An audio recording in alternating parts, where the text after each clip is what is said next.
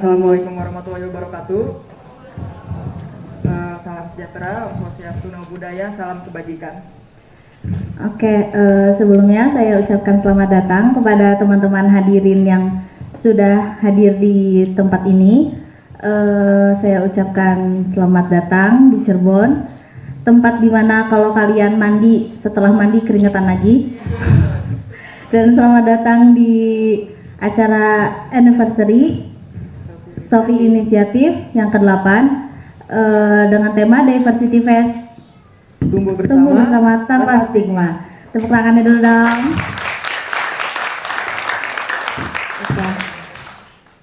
Oke. Ada pepatah, tak kenal maka tak sayang, udah sayang malah ditinggal. Nggak boleh gitu ya. Jadi kita harus tetap sayang-sayangan ya. Oke. Perkenalkan, nama saya Hana. Dan saya Han. Kami yang akan memandu acara pada hari ini. Sebelum acara selanjutnya, mari kita untuk demi kelancaran acara, mari kita buka dengan doa masing-masing menurut kepercayaan masing-masing. Berdoa dimulai.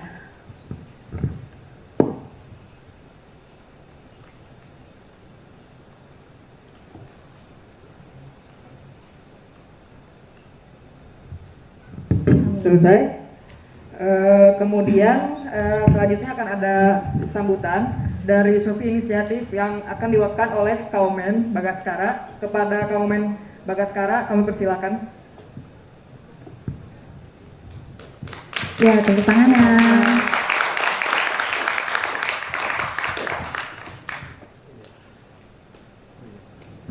Saya izin di bawah aja kan ya. Nervous kamu di atas. Ya, terima kasih Hana. Selamat datang teman-teman. Nikmati hari ini. Jadi pertama, saya ingat waktu 2 tahun kemarin, 2 tahun sebelumnya itu jadi satu momen titik balik sebenarnya bagi Sofi. Jadi saat itu kami ada satu hal yang kami lihat sebagai satu pembelajaran yang cukup ekstensif, cukup cukup mendalam terkait dengan, jadi ada satu saya izin cerita aja ya sambutannya. Jadi ada satu observasi kalau nggak salah di Jepang. Jadi di sebuah pantai itu ada jenis monyet pantai gitu. Jadi peneliti dari Jepang itu mengupas kentang kemudian dilempar di pantai itu ya, dilempar dan kemudian si monyet ngambil. Nah, ternyata setelah diambil, didokumentasikan, itu pertama nggak dimakan sama si monyet itu, mungkin primata itu ya. Nah, keesokan harinya tetap observasi itu dilakukan sampai kemudian berhasil si hewan itu makan itu, dan kemudian itu diikuti oleh kawannya, lalu kemudian diikuti oleh temannya lagi, dan kemudian satu pantai itu, satu pulau itu punya mengikuti secara kolektif.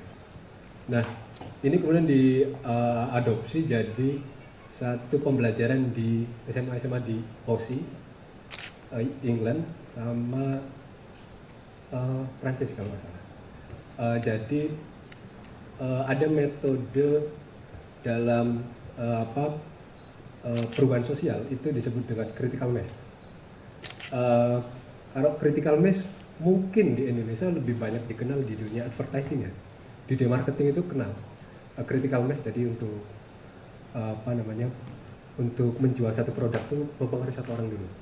Nah, tapi kalau kita lihat dari kajian aslinya itu tahun 50-an, itu memang dari yang pertama kali mengobservasi itu adalah dari kalangan saintifik. Jadi sebenarnya itu diadopsi dari satu teori di nuklir. Jadi ada lapisan fusi yang ketika didorong berhasil satu lapisan proton itu akan menjadi besar dan kemudian jadi ledakan bernama nuklir itu. Dan kemudian dalam dunia gerakan sosial ini yang kemudian disebut dengan aktualisasi diri. Jadi 2 tahun kemarin Sofi kemudian merefleksikan satu bentuk pendekatan belajar bernama aktualisasi diri. Jadi untuk mengupayakan satu perubahan sosial itu dimulai dengan transformasi diri seseorang dulu. Jadi itu kemudian meluruhkan ambisi besar kita saat itu untuk bicara soal justice, bicara soal advokasi gitu, yang itu sesuatu yang besar, jargon besar, tetapi kadang kita lemah untuk diri kita sendiri. Jadi kencang di suara tapi lemah di strategi misalkan. Dan akhirnya kemudian 2 tahun itu tahapannya adalah teman-teman Sofi berusaha untuk mengintegrasikan itu dalam proses belajar di kalangan internal, artinya kalangan yang paling bisa terjangkau oleh kita, teman-teman sendiri, teman-teman nongkrong, teman-teman diskusi, teman-teman dagang, misalkan dengan metode transformasi diri. Jadi kemudian setelah transformasi diri, kemudian ada fase selanjutnya yang disebut dengan empathic learning, jadi pendekatan berbasis empatik, sebuah proses belajar di tahapan berikutnya. Dan kalau perlu kemudian ditinjau dari sudut pandang Islam, itu kemudian bisa filosofi tawaf itu loh. Jadi kenapa ada tawaf? Ya karena proses belajar sebenarnya muter gitu loh. Nggak bisa melihat realitas hanya dari sudut pandang satu perspektif gitu. Jadi melihat realitas nggak bisa juga misalkan hanya dengan kacamata satu wacana gitu, wacana HAM, demokrasi gitu, terintegrasi. Dan kemudian riset 1 tahun itu kemudian di tahun kedua tapi mungkin kelemahannya adalah itu lama gitu, karena basic on transformasi diri, aktualisasi diri, maka prosesnya lama, proses critical mass-nya lama. Mungkin dari 1 orang dulu, 1 orang, 2 orang, 3 orang, 5 orang, 6 orang. Ya Sofi yang sekarang ini begitu.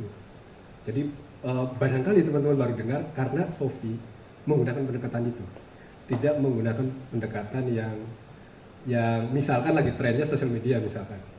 Jadi nge-blow up di media, bikin satu campaign misalkan yang dilakukan oleh banyak teman-teman, dan kami juga sangat senang, sangat terinspirasi adalah misalkan campaign terkait isu-isu tertentu, misalkan soal HAM, soal apapun lah. Jadi 2 tahun itu agak lambat tapi continue pendekatannya. Dan di tahun kedua kemudian Sofi punya satu fokus pada produk, bukan produk sih, istilahnya tools belajar bareng. Jadi begini pertanyaan sederhana, jadi bagaimana sih teman-teman lintas agama, teman-teman yang fokus di lintas agama bisa ngomong soal soal queer movement misalkan. Bagaimana yang teman-teman queer movement ini bisa ngomongin disabilitas, bagaimana teman-teman disabilitas juga bisa ngomongin feminisme. Itu muter gitu lah, terintegrasi. Jadi modul belajar itu yang kemudian kita sebut dengan Sugar Camp.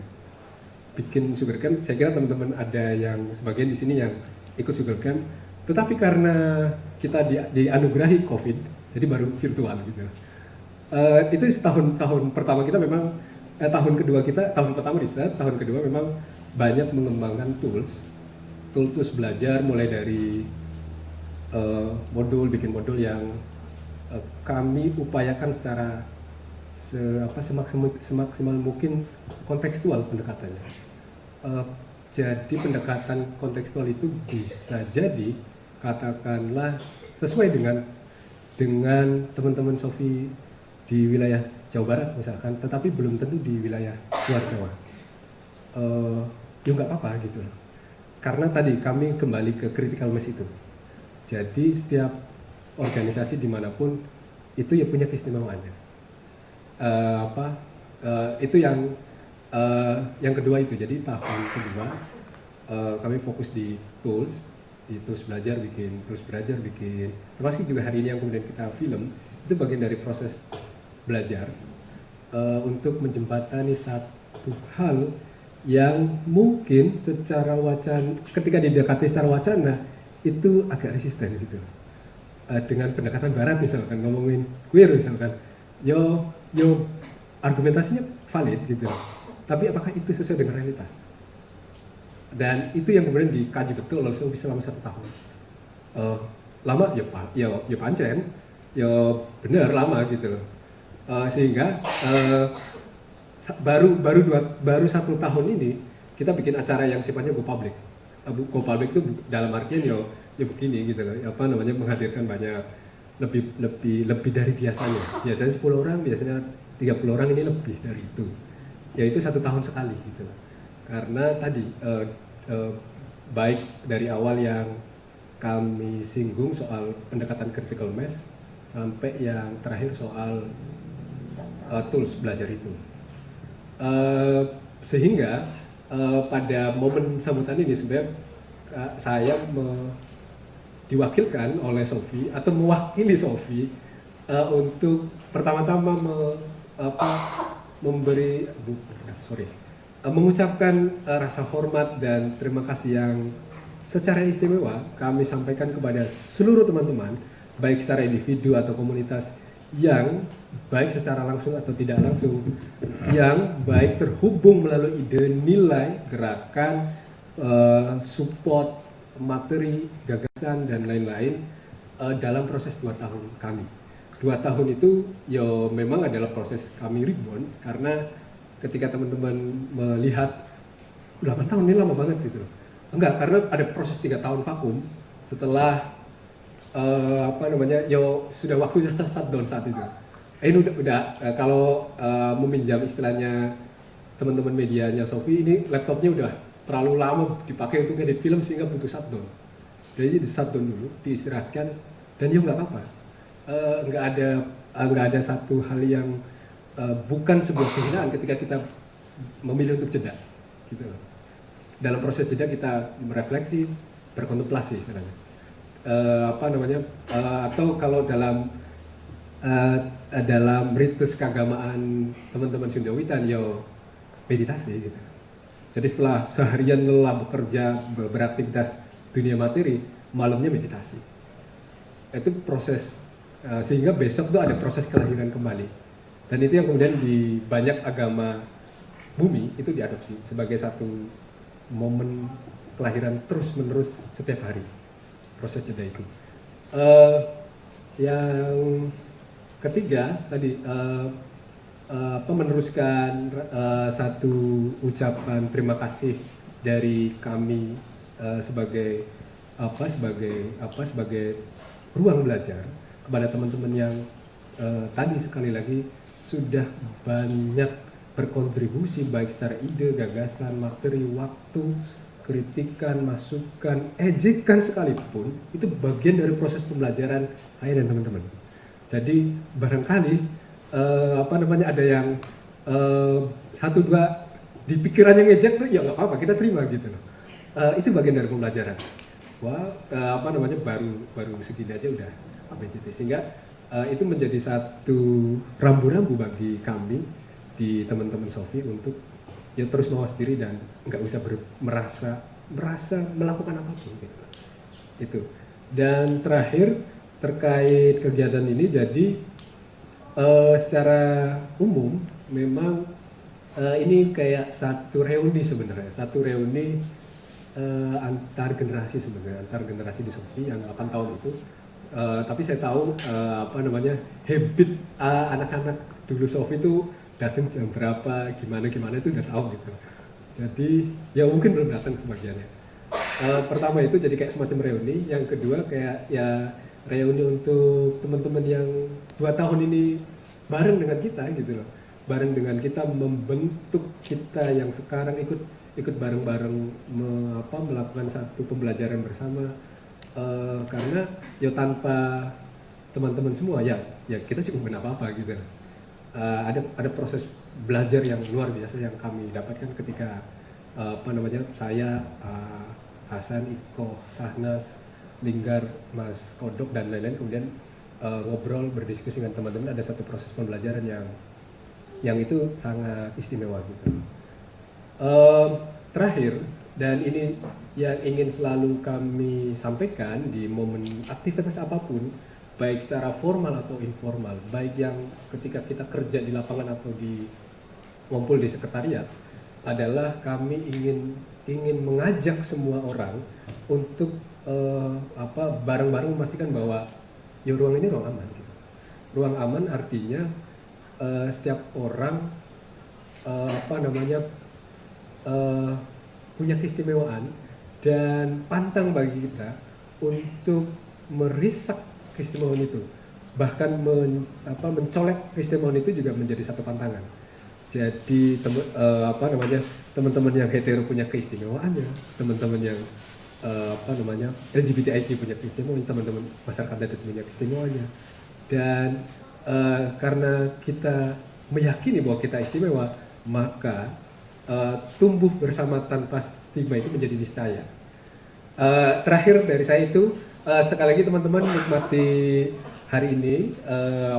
Terima kasih tiada kira, baik kepada panitia, terutama MC yang kece banget nih, yang cukup ekstrim MC-nya. Ekstrim karena totalitas gitu lah. Saya kembalikan ke MC. Selamat siang, sampurasun. Assalamualaikum warahmatullahi wabarakatuh.